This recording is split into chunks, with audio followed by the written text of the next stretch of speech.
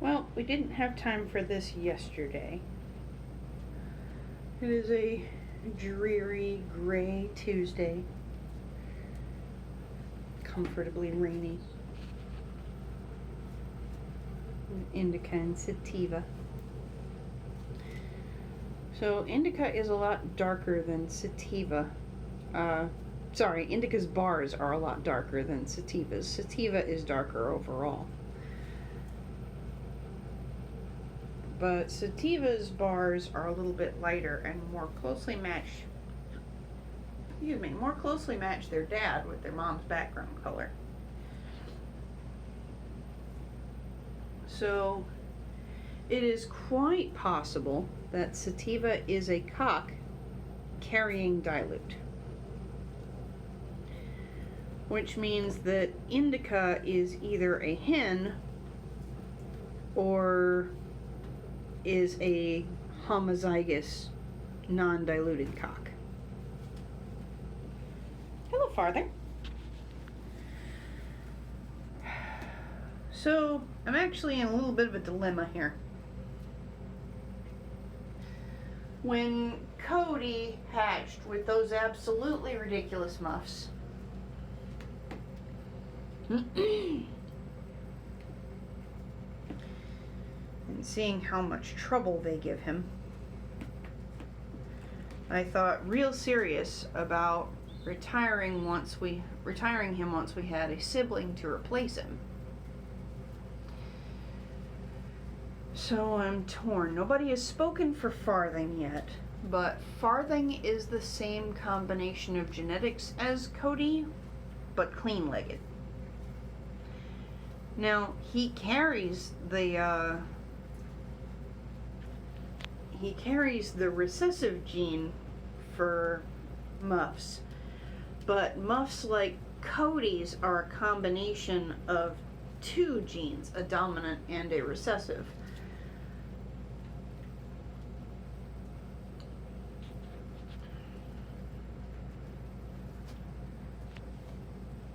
A partial dominant and a recessive.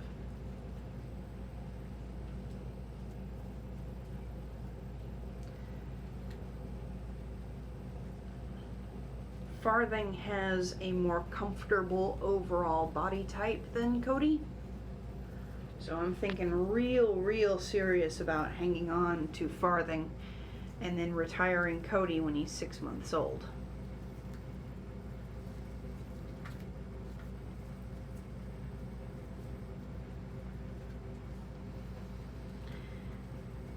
That decision has not been firmly made yet, but I'm leaning real heavy.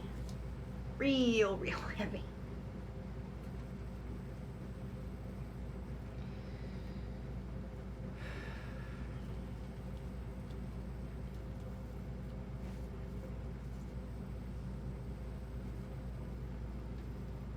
Well, let's see how this goes.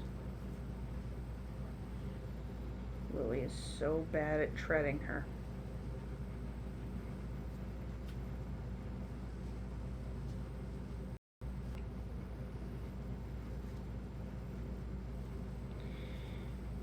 That little over his shoulder preen is what we like to call the show off preen, and it tells a lady that he would like to tread, and she either accepts by opening her mouth and by putting her beak in his to sip from his crop and crouching. Of course, she's also really bad at the whole crouching part. You could see by her crouching that she wanted him to tread her.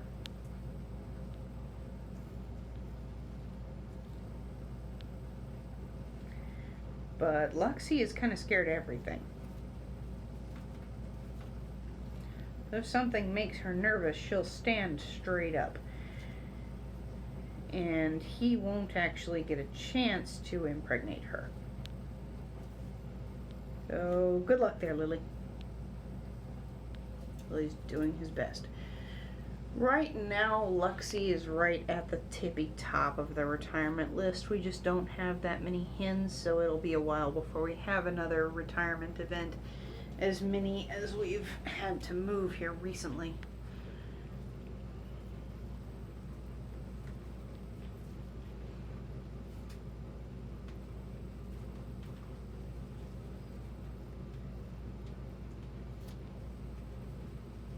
Looks like Cookie and Pippin are nesting together. Maybe his recent attempts have taken. Cookie.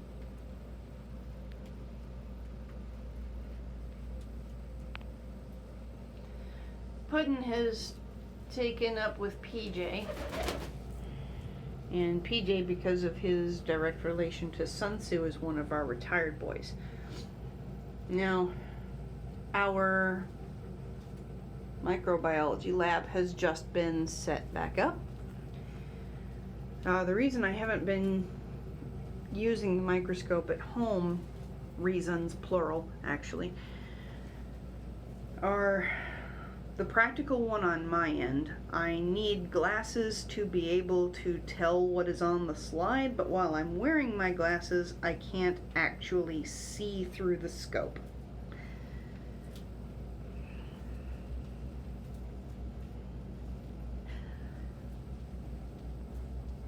And as much as I can financially support our vet who will actually look at pigeons and test them, the better. But right now they're kind of up to their eyeballs in clients and they don't really have all that much time to spare.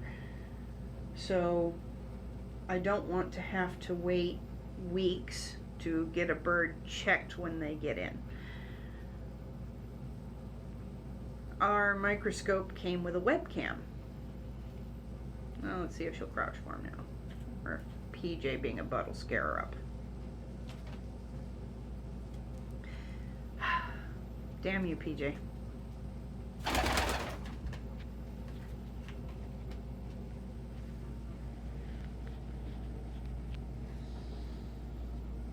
They keep trying, but God bless them, they're both kind of dumb. Anyway, the webcam that fits into the, oh, hello, Lily. That fits into my microscope takes care of that problem for me. I can still be wearing my glasses and it shows what's on the slides on the screen comfortably enough that I can pretty easily identify the things I need to identify. We just gave Dodger and Alex were supposed to come out of quarantine today. So last night I tested a fecal sample and gave Dodger a throat swab.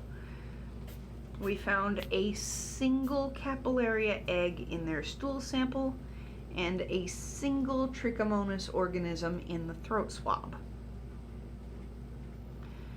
which is so far below subclinical, y'all, it's wild. But that also means that it should only take one dose of meds to knock everything right out. So they got their wormer last night and we took away food so that this morning their crop would be empty. Unfortunately, the stronger meds for Tritch will cause vomiting. So they have to, so the tablet has to be given on an empty crop. And when I go in from this, I will pop their tablets in, and then once I'm sure those have passed in a couple hours, I will give them breakfast. And then on their respective 8 weekdays, we should be able to move them out to the loft. Now, at my husband's suggestion, I actually have decided to keep those.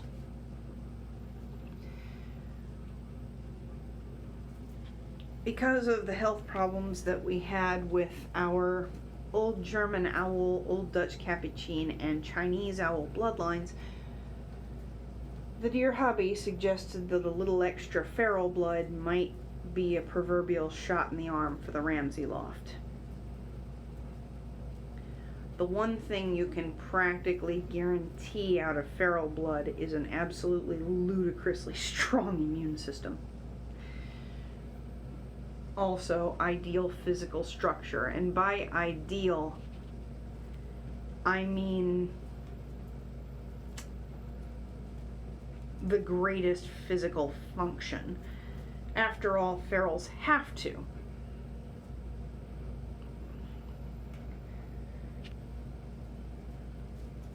Birds that don't have a strong immune system that live on the streets just die there. They don't reproduce. So peeps from that line, with their parasites cleaned out and with whatever infection they may have taken care of, are going to be some of the healthiest, longest lived birds you're going to be able to get your hands on. And that is definitely something that I want for the longevity of this project. And by that, I don't mean how long the project keeps running, I mean how long the individual birds live. A healthy pigeon can live almost into its 30s.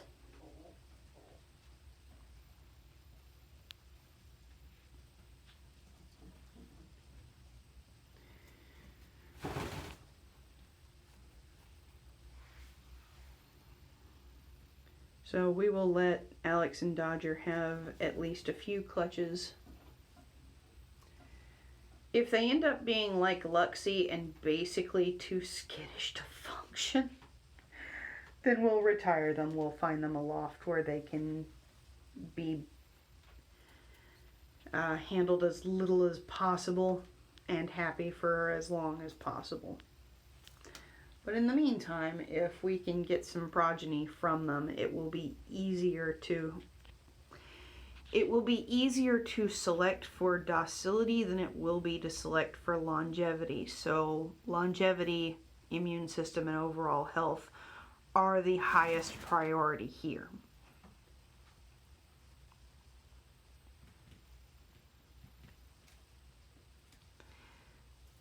That Vinny got the absolute snot harassed out of him by his children. While I was trying to take pictures of Sativa this morning, he was chasing Vinny around absolutely everywhere, just pummeling his face with his little wing butts and begging. Vinny never did feed him, and Sativa can feed himself.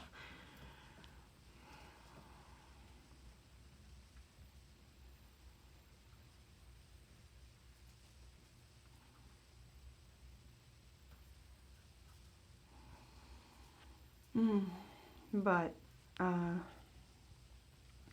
while I will not base my decisions solely off of your input, I would like input as to whether or not to go ahead with the plan to hang on to Farthing and breed him instead of Cody when the time comes. Cody has thrown me some fantastic children and I love them, but Cody's feet are uncomfortable, and those are longer muffs than I would like to produce.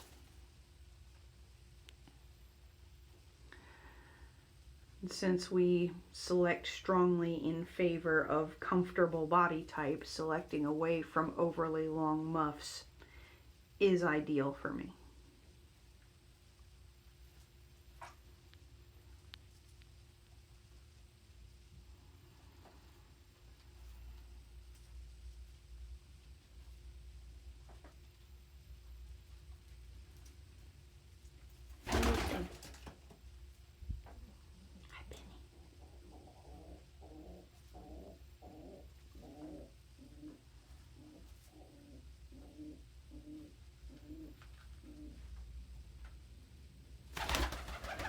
Your wife, where is she? Is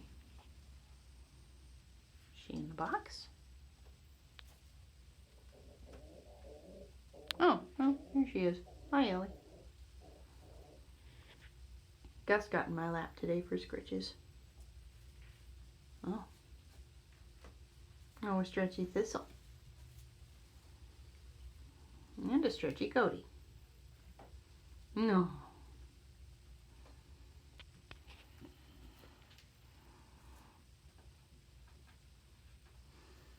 Well,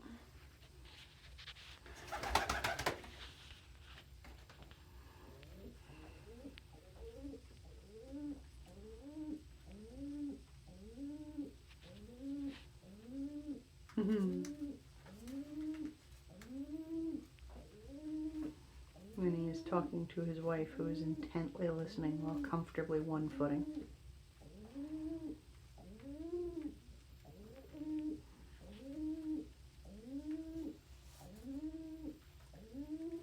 No. I'm sorry, that's Lily. Lily is yelling for Luxie.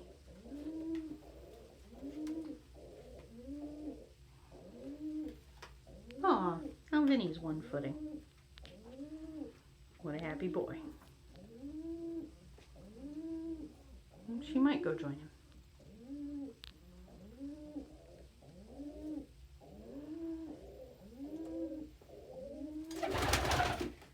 And she missed. But she can see through the openings on the side. Hi, Tandy. Oh, Tandy and Emilio have been trying again this week. So hopefully we will have some more ET babies in the next few months.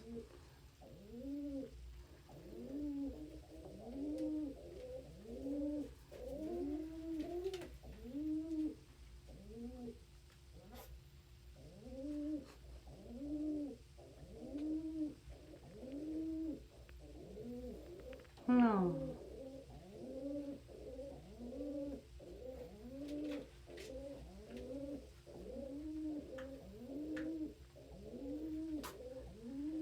Hi, Silk.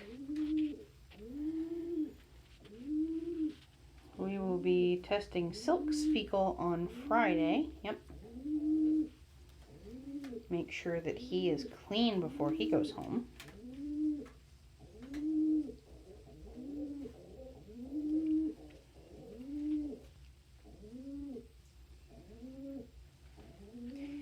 If he's clean, he can go home on Monday.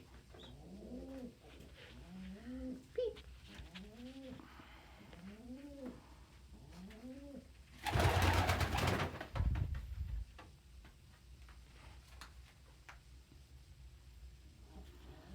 Yeah, looks like trimming his toenails so that he doesn't get stuck in the mesh anymore is successful.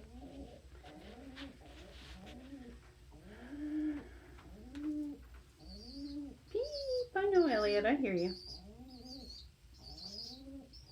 You've been so good and so quiet on my shoulder, I forgot you were there. Come step up. Thank you. Thank you, Elliot. What good a peep. What good a beautiful little peep.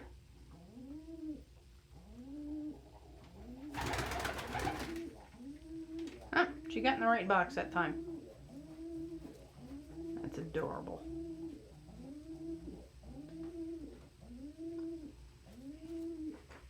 Hey, Vinny. You come to get in my lap?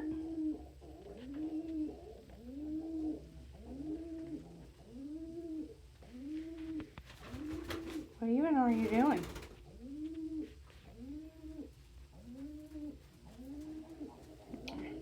Let's set this Elliot down. Beep, beep, beep, beep. You've been so sweet. Such a sweet Elliot.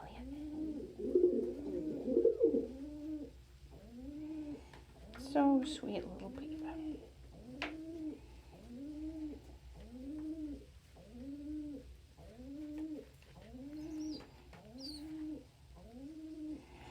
Peep.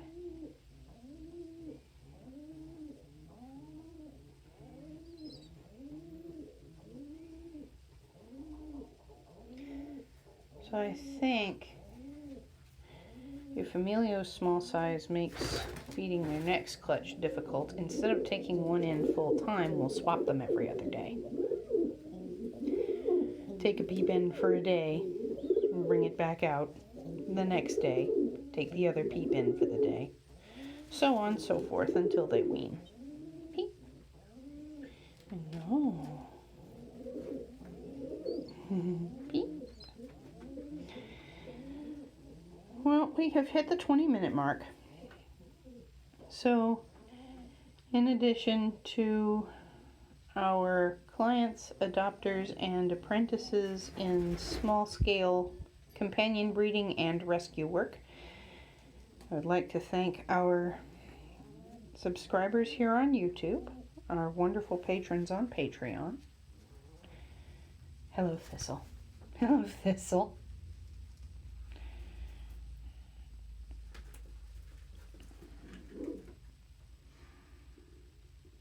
The friends of our Facebook page,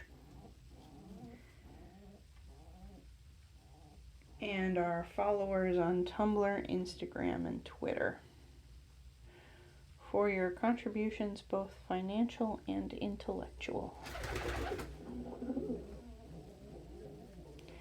which are more help than I can even describe on developing this project.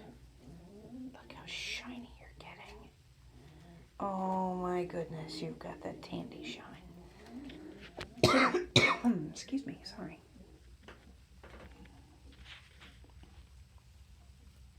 You've also got that Tandy shine. Oh, beep. Oh my god. First baby beeps.